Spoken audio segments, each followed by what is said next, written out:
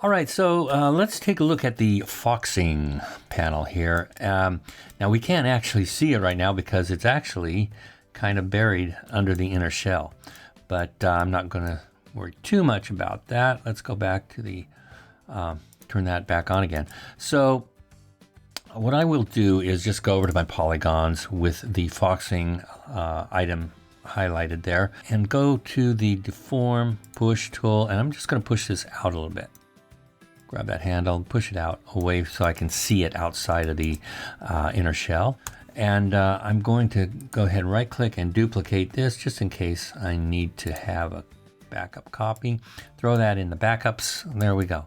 All right, so back on this Foxing. Now what we want to do, I'm going to turn this off, hide this for a second, and go to my inner shell. If you notice, this Foxing panel has these kind of ribbing, horizontal ribbing going across it, which is kind of like this accordion effect. And we want to try to model that into the panel as we thicken it, actually. So yeah, that's going to be how we're going to thicken this object. So let's take a look at it real quick. We notice that the edges look pretty even for the most part. And that's what we want. We want to have these edges really even. And if they're not, when you bevel these edges, it's going to make any unevenness, and by unevenness I mean spacing between each of these edges. It's going to make that spacing a little more pronounced if they're not evenly spaced. So what I want to make sure is that they are absolutely spaced evenly, and we can go in and select each edge and hit the S key and slide it up and down and make sure that we kind of eyeball that. And and that's going to be a lot of work, and you're probably not going to get it right. So one of the best ways to do is just simply rebuild this thing. And I'm going to select all those, hit the L key, hit delete, get rid of them. Now you'll notice right off the bat we've retained the curvature contour in the top-down view, but we've lost the curvature contour in the side or profile view. But that's not a big deal. We can get that back really easily. So I'm going to go ahead now and just turn off the inner shell.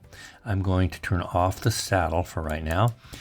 And what we want to do is we want to get these horizontal lines, edges back, but they need to be perfectly evenly spaced. So how do we do that? So, well, we have a cool tool called Loop Slice. Now, there's no way we can really, I suppose we could go in and add edge loops to the whole thing and keep them split in the middle. That would work, but that's a lot more work than I want to do on this. I want it to be easy. So I'll just go over to the edit toolbox here. But I want to select 2 polygons. And the reason I select a couple of adjacent polygons here is so that it knows what direction I want the slice to go. So I want the slices to go horizontally, so select 2 adjacent polygons like that. Go to Loop Slice, and look, immediately it activates. And this is one of those tools where you don't really have to click in the viewport to activate it. It just does when you click the button. So bring up the panel here. We can see this little gizmo at the top, and you can adjust the size here by clicking that little dot there. And you can adjust where that edge is going to fall. Right now it's at 50%. We can drag that. Also, you can just click anywhere in the viewport and just move your mouse left and right, and that will also adjust that. So, but what I need is I need this mode to be set to uniform. So that's going to lock the spacing of however many edges I want to put in here. Now, where it says count, I'm going to put 10, and it's going to automatically make 10 slices, perfectly even slices for me. And then I'm looking at this, and I think I want maybe a few more. I'm going to go with 13. I think that'll work. I know that'll work because I already did it. All right, so now I'm going to deselect my edges. Now remember, I said that we've kind of lost that contouring of the shoe with this. So the best way to get that back is go back into our Topology Tools, right? Now I'm not going to sit there and nudge every one of these edges and vertices to adhere back to this shoe again, I'm going to do something a lot cooler.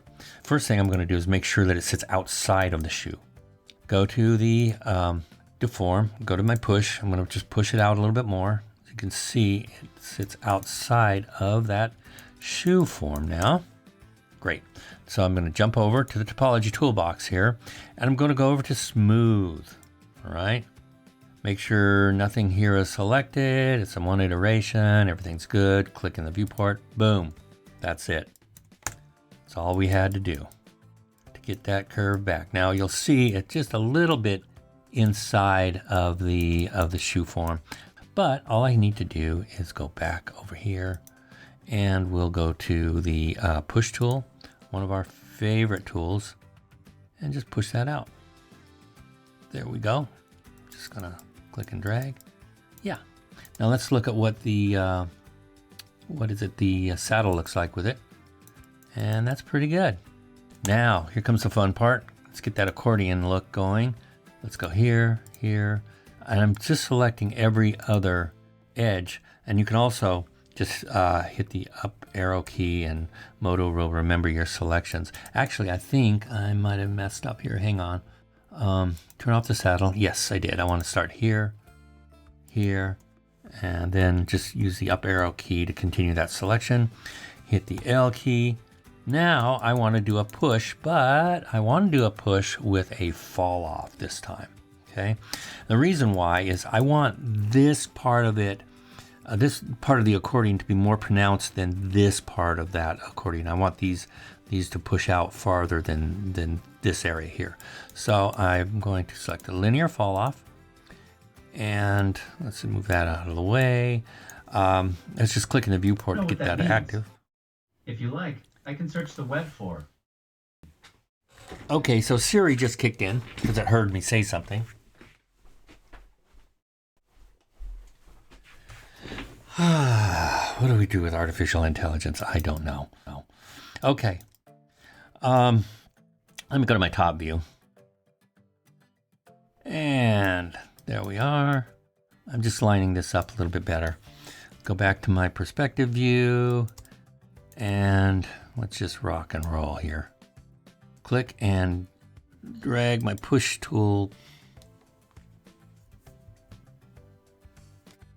There we go. And just bring that out to your liking. I'm liking that. Maybe bring it in just a little bit. There we go. That's it. So I'm going to turn off the linear fall off there. Now you'll see that there are some things that we're going to have to match up later on if I turn on the saddle. And before we actually add the stitches, we're going to make sure that all of our panels are going to meet up with one another. So we'll probably be going in with the element move tool and just nudge these things around a little bit. Make sure that things fit together nicely. And you don't have to do that now, but we will. I'll do a video on that just before we actually start doing the stitching. All right, so that should be the foxing.